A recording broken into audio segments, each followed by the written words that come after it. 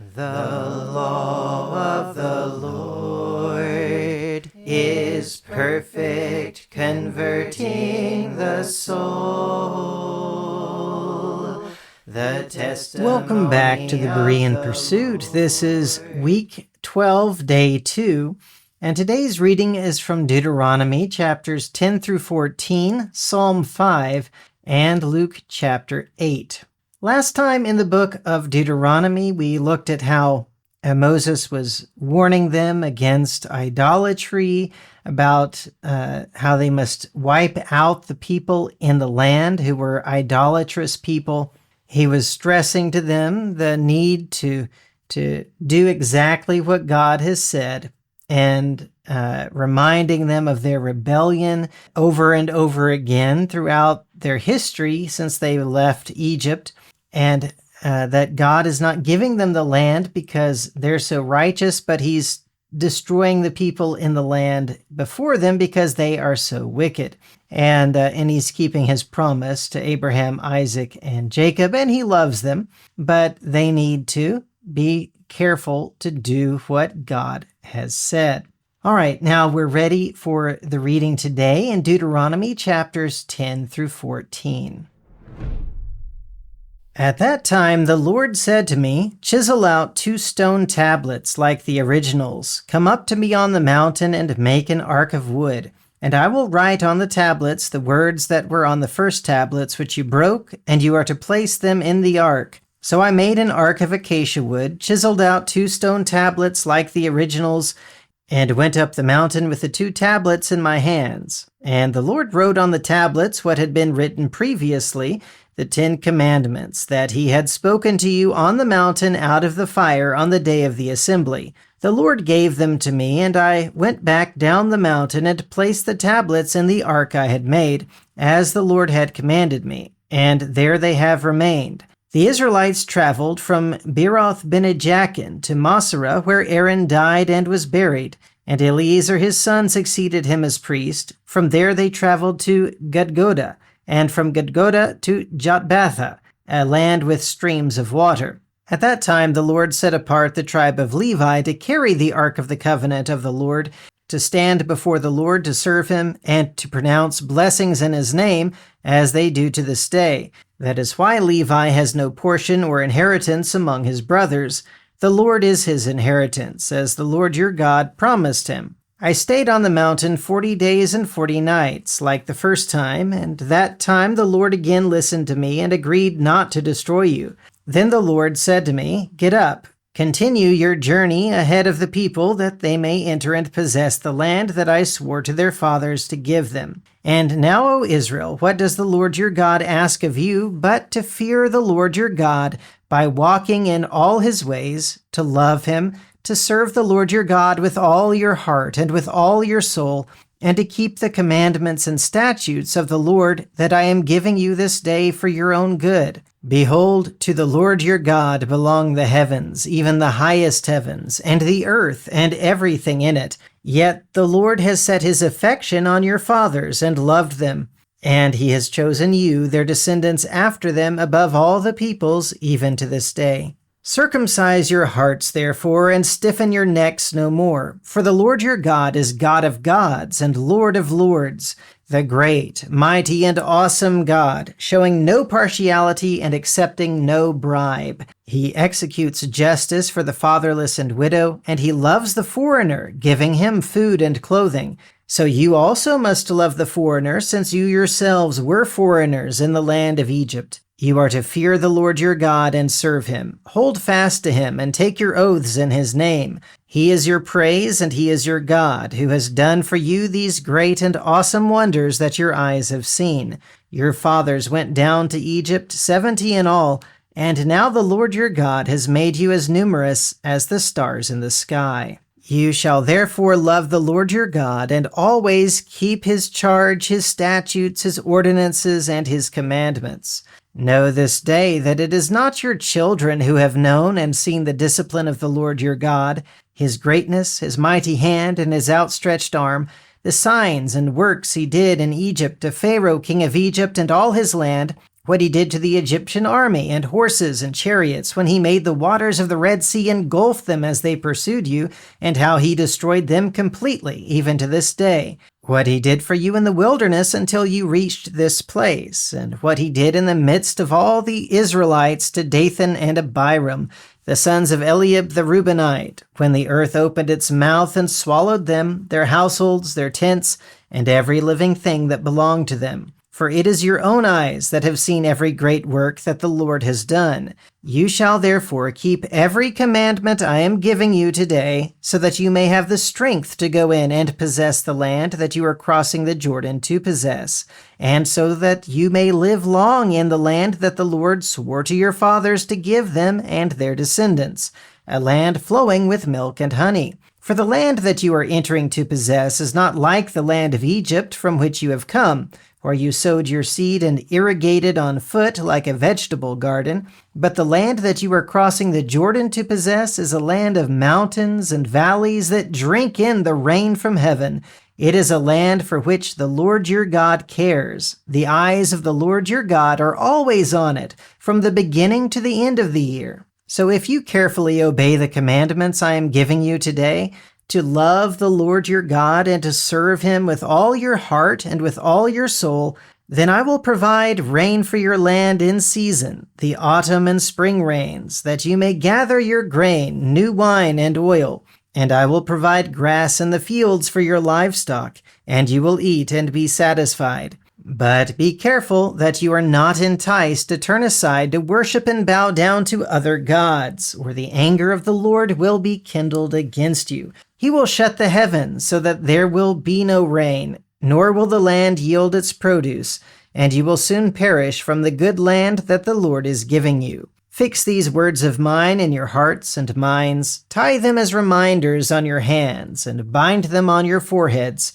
Teach them to your children, speaking about them when you sit at home, and when you walk along the road, when you lie down, and when you get up. Write them on the doorposts of your houses and on your gates, so that as long as the heavens are above the earth, your days and those of your children may be multiplied in the land that the Lord swore to give your fathers. For if you carefully keep all these commandments that I am giving you to follow, to love the Lord your God, to walk in all his ways, and to hold fast to him, then the Lord will drive out all these nations before you, and you will dispossess nations greater and stronger than you. Every place where the sole of your foot treads will be yours. Your territory will extend from the wilderness to Lebanon, and from the Euphrates River to the western sea. No man will be able to stand against you. The Lord your God will put the fear and dread of you upon all the land, wherever you set foot, as he has promised you. See, today I am setting before you a blessing and a curse. A blessing if you obey the commandments of the Lord your God that I am giving you today, but a curse if you disobey the commandments of the Lord your God and turn aside from the path I command you today by following other gods which you have not known. When the Lord your God brings you into the land you are entering to possess, you are to proclaim the blessing on Mount Gerizim and the curse on Mount Ebal. Are not these mountains across the Jordan, west of the road toward the sunset, in the land of the Canaanites, who live in the Arabah opposite Gilgal near the oak of Moreh? For you are about to cross the Jordan to enter and possess the land that the Lord your God is giving you. When you take possession of it and settle in it, be careful to follow all the statutes and ordinances that I am setting before you today. These are the statutes and ordinances you must be careful to follow all the days you live in the land that the Lord, the God of your fathers, has given you to possess. Destroy completely all the places where the nations you are dispossessing have served their gods. Atop the high mountains, on the hills, and under every green tree. Tear down their altars, smash their sacred pillars, burn up their Asherah poles, cut down the idols of their gods, and wipe out their names from every place. You shall not worship the Lord your God in this way. Instead, you must seek the place the Lord your God will choose from among all your tribes to establish as a dwelling for his name, and there you must go. To that place you are to bring your burnt offerings and sacrifices, your tithes and heave offerings, your vow offerings and free will offerings, as well as the firstborn of your herds and flocks. There in the presence of the Lord your God, you and your households shall eat and rejoice in all you do, because the Lord your God has blessed you. You are not to do as we are doing here today, where everyone does what seems right in his own eyes, for you have not yet come to the resting place and the inheritance that the Lord your God is giving you.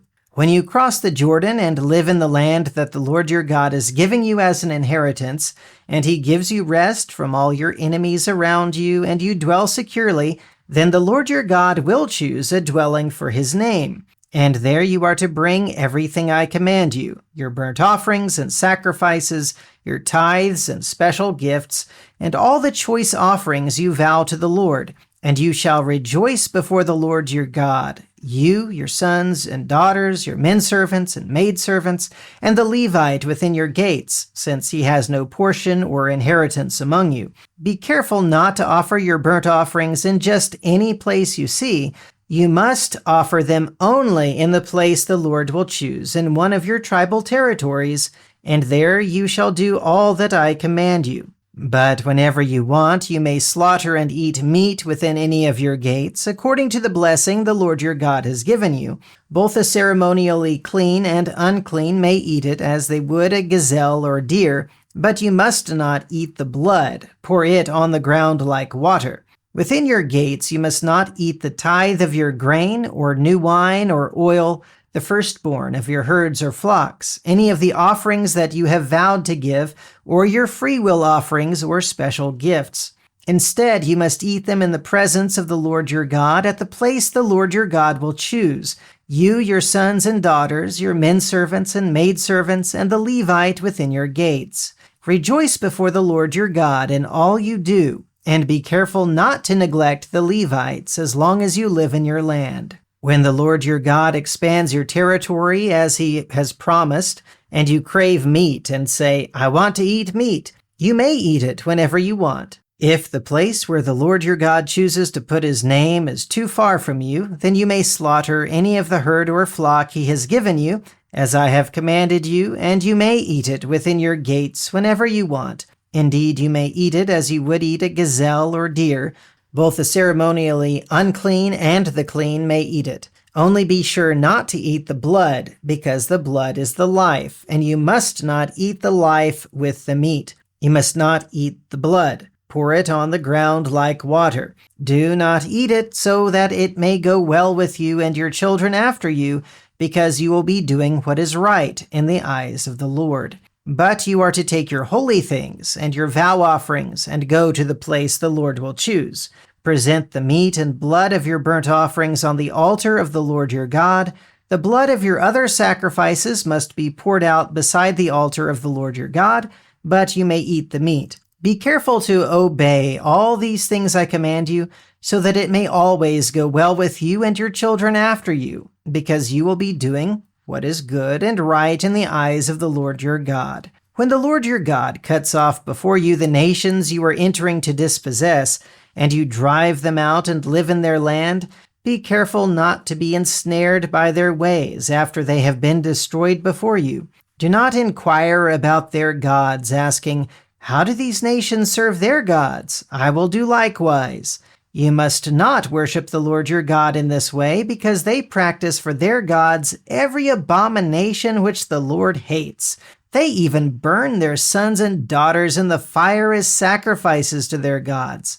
See that you do everything I command you. Do not add to it or subtract from it. If a prophet or dreamer of dreams arises among you and proclaims a sign or wonder to you, and if the sign or wonder he has spoken to you comes about, but he says, let us follow other gods which you have not known, and let us worship them, you must not listen to the words of that prophet or dreamer, for the Lord your God is testing you to find out whether you love him with all your heart and with all your soul. You are to follow the Lord your God and fear him, keep his commandments and listen to his voice, serve him and hold fast to him. Such a prophet or dreamer must be put to death because he has advocated rebellion against the Lord your God, who brought you out of the land of Egypt and redeemed you from the house of slavery. He has tried to turn you from the way in which the Lord your God has commanded you to walk, so you must purge the evil from among you. If your very own brother, or your son, or daughter, or the wife you embrace, or your closest friend secretly entices you, saying, "Let us go and worship other gods," which neither you nor your fathers have known, the gods of the peoples around you, whether near or far, whether from one end of the earth or the other, you must not yield to him or listen to him. Show him no pity, and do not spare him or shield him. Instead, you must surely kill him. Your hand must be the first against him to put him to death, then the hands of all the people. Stone him to death for trying to turn you away from the Lord your God, who brought you out of the land of Egypt,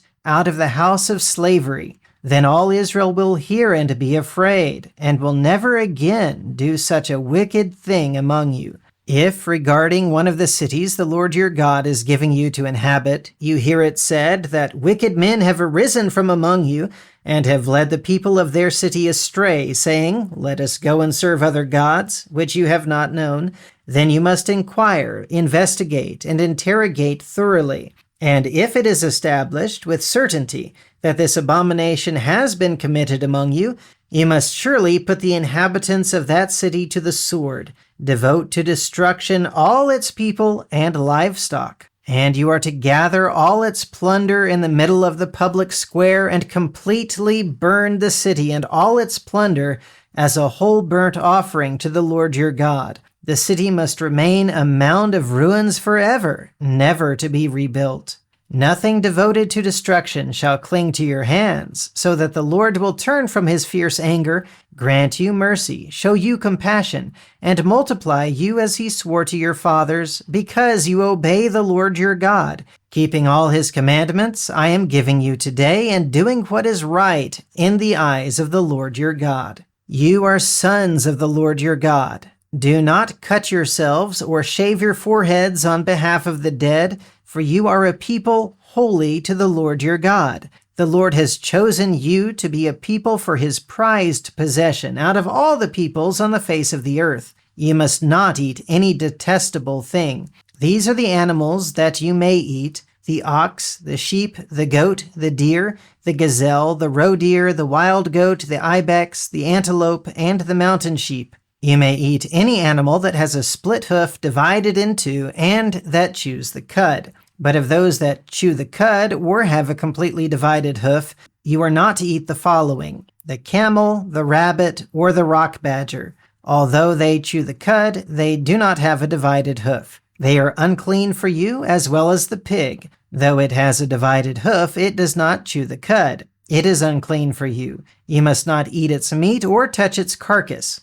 Of all the creatures that live in the water, you may eat anything with fins and scales, but you may not eat anything that does not have fins and scales. It is unclean for you. You may eat any clean bird, but these you may not eat: the eagle, the bearded vulture, the black vulture, the red kite, the falcon, any kind of kite, any kind of raven, the ostrich, the screech owl, the gull, any kind of hawk, the little owl, the great owl, the white owl, the desert owl, the osprey, the cormorant, the stork, any kind of heron, the hoopie, or the bat. All flying insects are unclean for you. They may not be eaten. But you may eat any clean bird. You are not to eat any carcass. You may give it to the foreigner residing within your gates, and he may eat it, or you may sell it to a foreigner, for you are a holy people belonging to the Lord your God. You must not cook a young goat in its mother's milk. You must be sure to set aside 1/10 of all the produce brought forth each year from your fields. And you are to eat 1/10 of your grain, new wine, and oil, and the firstborn of your herds and flocks, in the presence of the Lord your God, at the place he will choose as a dwelling for his name, so that you may learn to fear the Lord your God always. But if the distance is too great for you to carry that with which the Lord your God has blessed you, because the place where the Lord your God will choose to put his name is too far away, then exchange it for money. Take the money in your hand and go to the place the Lord your God will choose. Then you may spend the money on anything you desire: cattle, sheep, wine, strong drink, or anything you wish. You are to feast there in the presence of the Lord your God and rejoice with your household. And do not neglect the Levite within your gates, since he has no portion or inheritance among you. At the end of every 3 years, bring 1/10 of all your produce for that year and lay it up within your gates. Then the Levite, because he has no portion or inheritance among you, the foreigner, the fatherless, and the widow within your gates may come and eat and be satisfied, and the Lord your God will bless you in all the work of your hands. All right, now let's read Psalm 5. For the choir master to be accompanied by flutes, a psalm of David. Give ear to my words, O Lord. Consider my groaning. Attend to the sound of my cry, my King and my God, for to you I pray. In the morning, O Lord, you hear my voice. At daybreak I lay my plea before you and wait in expectation. For you are not a God who delights in wickedness. No evil can dwell with you. The boastful cannot stand in your presence. You hate all workers of iniquity. You destroy those who tell lies. The Lord abhors the man of bloodshed and deceit. But I will enter your house by the abundance of your loving devotion.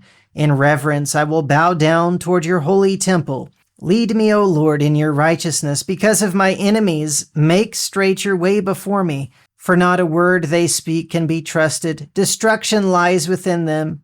Their throats are open graves. Their tongues practice deceit. Declare them guilty, O God. Let them fall by their own devices.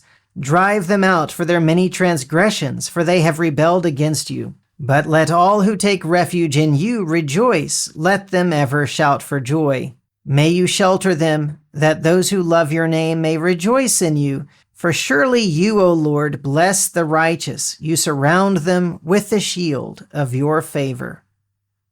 All right, and now to the New Testament, to Luke chapter 8. Last time in the book of Luke, in chapter 7, we read about the centurion who had a servant who was dying and had the faith in Jesus that Jesus could just say the word. He didn't have to come into his home. He had authority, and he understood about authority. And he told Jesus, or he sent messengers to tell Jesus, that you don't need to come to my home. I'm not worthy of that. You just say the word, and my servant will be healed. And that's exactly what happened. And Jesus was impressed with his faith. It was better than what he had found among the Jews in Israel. We also saw John the Baptist sending his messengers to ask if Jesus was indeed the one to come, or if they should be looking for another. Oh, yeah. We saw Jesus raise a dead man who was the only son of a widow, and there were many, many people there. He had a large crowd following him, and there was a large crowd at the funeral as they're carrying the coffin. And so he raised this man because of his compassion on the mother, but still it was a great sign, a great opportunity, because so many were there to witness it. Then John the Baptist sent his messengers to his disciples to ask Jesus, are you the one to come, or should we look for another? And Jesus does many signs, these miracles of healing and casting out evil spirits, and even healing the blind, giving sight to the blind. And he tells them, go back and tell John what you have seen and heard. And that's the answer. Yeah, that the evidence is there, right? Who he is. He is the one who was prophesied about. And we ended with him eating with Simon, the Pharisee, and the sinner, who was a woman, came in, washed Jesus' feet with her tears, and anointed his feet with perfume. And Jesus talks about how the one who's forgiven the most loves the most, and how it seemed like Simon didn't recognize forgiveness, or maybe he had not been forgiven because he didn't even recognize his need for forgiveness. But this woman did, and she demonstrated her love because of the forgiveness through Jesus. And And Jesus told her, your faith has saved you, as he's told many people. Go in peace. All right, well, we're ready then to begin the reading today in Luke chapter 8. Soon afterward, Jesus traveled from one town and village to another, preaching and proclaiming the good news of the kingdom of God. The 12 were with him, as well as some women who had been healed of evil spirits and infirmities. Mary called Magdalene, from whom 7 demons had gone out. Joanna, the wife of Herod's household manager Chuza, Susanna, and many others. These women were ministering to them out of their own means. While a large crowd was gathering and people were coming to Jesus from town after town, he told them this parable. A farmer went out to sow his seed, and as he was sowing, some seed fell along the path, where it was trampled, and the birds of the air devoured it. Some fell on rocky ground, and when it came up, the seedlings withered because they had no moisture. Other seed fell among thorns, which grew up with it and choked the seedlings. Still other seed fell on good soil, where it sprang up and produced a crop, 100-fold. As Jesus said this, he called out, "He who has ears to hear, let him hear." Then his disciples asked him what this parable meant. He replied, "The knowledge of the mysteries of the kingdom of God has been given to you, but to others I speak in parables, so that, though seeing, they may not see, though hearing, they may not understand. Now this is the meaning of the parable. The seed is the word of God. The seeds along the path are those who hear, but the devil comes and takes away the word from their hearts, so that they may not believe and be saved. The seeds on rocky ground are those who hear the word and receive it with joy, but they have no root. They believe for a season, but in the time of testing they fall away. The seeds that fell among the thorns are those who hear, but as they go on their way, they are choked by the worries, riches, and pleasures of this life, and their fruit does not mature. But the seeds on good soil are those with a noble and good heart, who hear the word, cling to it, and by persevering, produce a crop. No one lights a lamp and covers it with a jar or puts it under a bed. Instead, he sets it on a stand, so those who enter can see the light. For there is nothing hidden that will not be disclosed, and nothing concealed that will not be made known and brought to light. Pay attention, therefore, to how you listen. Whoever has will be given more, but whoever does not have, even what he thinks he has, will be taken away from him." Then Jesus' mother and brothers came to see him, but they were unable to reach him because of the crowd. He was told, "Your mother and brothers are standing outside wanting to see you." But he replied, "My mother and brothers are those who hear the word of God and carry it out." One day Jesus said to his disciples, "Let us cross to the other side of the lake." So he got into a boat with them and set out. As they sailed, he fell asleep, and a windstorm came down on the lake so that the boat was being swamped, and they were in great danger. The disciples went and woke him, saying, "Master, Master, we are perishing." Then Jesus got up and rebuked the wind and the raging waters, and they subsided, and all was calm. "Where is your faith?" he asked. Frightened and amazed, they asked one another, "Who is this? He commands even the winds and the water, and they obey him." Then they sailed to the region of the Gerasenes, across the lake from Galilee. When Jesus stepped ashore, he was met by a demon-possessed man from the town. For a long time, this man had not worn clothing or lived in a house, but he stayed in the tombs. When the man saw Jesus, he cried out and fell down before him, shouting in a loud voice, "What do you want with me, Jesus, Son of the Most High God? I beg you not to torture me." For Jesus had commanded the unclean spirit to come out of the man. Many times it had seized him, and though he was bound with chains and shackles, he had broken the chains and been driven by the demon into solitary places. "What is your name?" Jesus asked. "Legion," he replied, because many demons had gone into him. And the demons kept begging Jesus not to order them to go into the abyss. There on the hillside, a large herd of pigs was feeding. So the demons begged Jesus to let them enter the pigs, and he gave them permission. Then the demons came out of the man and went into the pigs, And the herd rushed down the steep bank into the lake and was drowned. When those tending the pigs saw what had happened, they ran off and reported this in the town and countryside. So the people went out to see what had happened. They came to Jesus and found the man whom the demons had left, sitting at Jesus' feet, clothed and in his right mind, and they were afraid. Meanwhile, those who had seen it reported how the demon-possessed man had been healed. Then all the people of the region of the Gerasenes asked Jesus to depart from them, because great fear had taken hold of them. So he got into the boat and started back. The man whom the demons had left begged to go with Jesus, but Jesus sent him away, saying, "Return home and describe how much God has done for you." So the man went away and proclaimed all over the town how much Jesus had done for him. When Jesus returned, the crowd welcomed him, for they had all been waiting for him. Just then a synagogue leader named Jairus came and fell at Jesus' feet. He begged him to come to his house because his only daughter, who was about 12, was dying. As Jesus went with him, the crowds pressed about him, including a woman who had suffered from bleeding for 12 years. She had spent all her money on physicians, but no one was able to heal her. She came up behind Jesus and touched the fringe of his cloak, and immediately her bleeding stopped. "Who touched me?" Jesus asked, but they all denied it. "Master," said Peter, "the people are crowding and pressing against you." But Jesus declared, "Someone touched me, for I know that power has gone out from me." Then the woman, seeing that she could not escape notice, came trembling and fell down before him. In the presence of all the people, she explained why she had touched him and how she had immediately been healed. "Daughter," said Jesus, "your faith has healed you. Go in peace." While he was still speaking, someone arrived from the house of the synagogue leader. "Your daughter is dead," he told Jairus. "Do not bother the teacher anymore."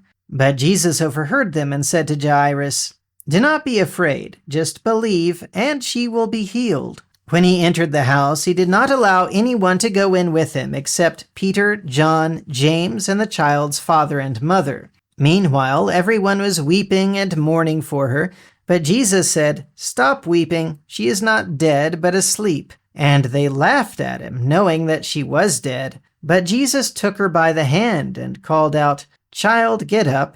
Her spirit returned, and at once she got up, and he directed that she be given something to eat. Her parents were astounded, but Jesus ordered them not to tell anyone what had happened. All right, in the reading today in Deuteronomy, Moses reminded the people of the need to destroy all the idolatry in the land where they were entering.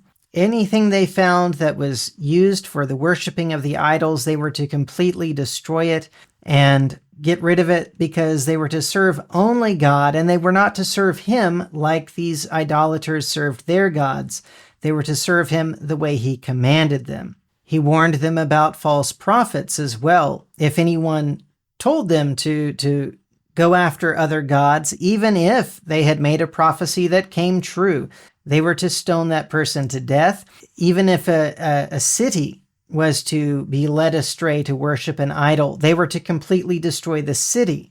And even if it's your own brother or son or daughter or your wife or your best friend, if they were telling you to go after other gods, you were to be exposing them, and your hand was to be in the stoning them to death. No pity. Just because you're close to them and you love them does not mean that you are not to be exposing them and leading and getting rid of them out of society, out of your life, out of your family's life, getting rid of this evil influence.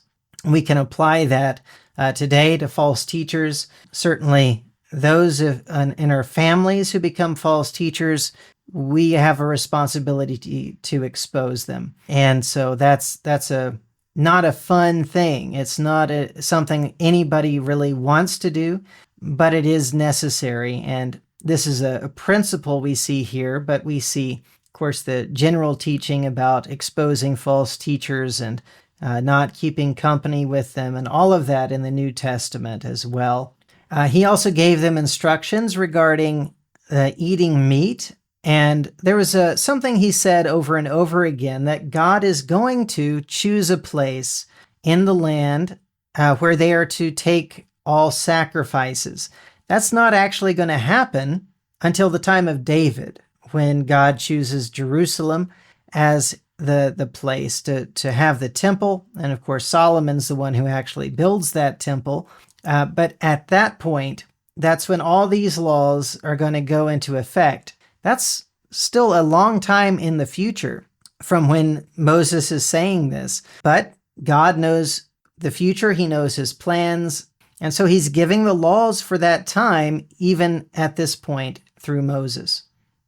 In Psalm 5, we see David crying out to God to destroy or punish the wicked people, something we see a lot in his Psalms. But again, it's because they're rebelling against God. They're misleading people. He says, not a word they speak can be trusted. Their throats are open graves. Their tongues practice deceit. And of course, that can be applied even to the false teachers, right? So he's calling on God to punish them, but to save those that trust in him. And he praises God for the shelter and shield that he provides for those who do trust in him. We see quite a few things in the reading today in Luke, where he is teaching the parable of the sower. And he also explains that the reason he is speaking in parables is so that those who are not his disciples will not actually understand it. You have to be careful how you hear, because what you even think you have, if you don't have, what you think you have will be taken away. This idea of if you're not really dedicated to following Christ, if you are not willing to really dig in and find out what he's teaching, then you might think on the surface you understand what he's talking about, but you don't. You don't understand anything. So you have to be careful how you hear. You have to, first of all, be really dedicated to following Christ, and then you're going to be able to understand and see the explanation that he gives. We see the story here about Jesus calming the sea when there's this big storm and he's asleep in the boat, and he says, where is your faith to his disciples? Like, how can you think that we're all going to die when I'm in the boat, basically? That's not going to happen. And then we see him casting out the legion of demons from this man. And that man was very grateful. And he went about telling everyone the great things that Jesus had done for him, something that nobody else could do. But now he was free from that oppression from Satan. Then when he gets back to the other side, Jairus comes. He has a 12-year-old daughter who's dying, and she even dies before Jesus gets there. But Jesus says, no, she's just asleep, because as far as he's concerned, that's the case. She's going to wake up, so she's just asleep. And along the way, you have the woman who had the flow of blood, who touches the fringe of Jesus's coat and is healed. And you might wonder, why does he call out this shy woman for touching him and being healed? Why doesn't he just let her have her anonymity, as she clearly wants? She seems like she's very shy. But the reason is, the purpose of miracles is for a sign. It's for people to see. And if she's the only one who knows, then that's not going to do much good for the purpose of the miracle. So once she tells everybody this is what happened, Jesus is happy. He says, your faith has healed you. Go in peace. And so the purpose of the miracle is fulfilled, and she is blessed in the process. All right, well, that's the reading for today. So join me again tomorrow as we continue on this Berean pursuit. All right, I'm going to leave you with a song that I wrote called They Are Legion. And it's about the demons that Jesus cast out of this man that went into the pigs and were drowned, and lessons that we may get from that today. They are legion demons that are living in this man. However many they may be, they can't stop God's plan. They are legion who decided into pigs to go, but drowned so quick was their reward as fits all of God's foes. They are legion teachings that come from the devil liar. They're defeated by the truth the scriptures God inspired. They are legion plans of Satan meant to tear us down. Christ commands and all must do, for he now wears the crown.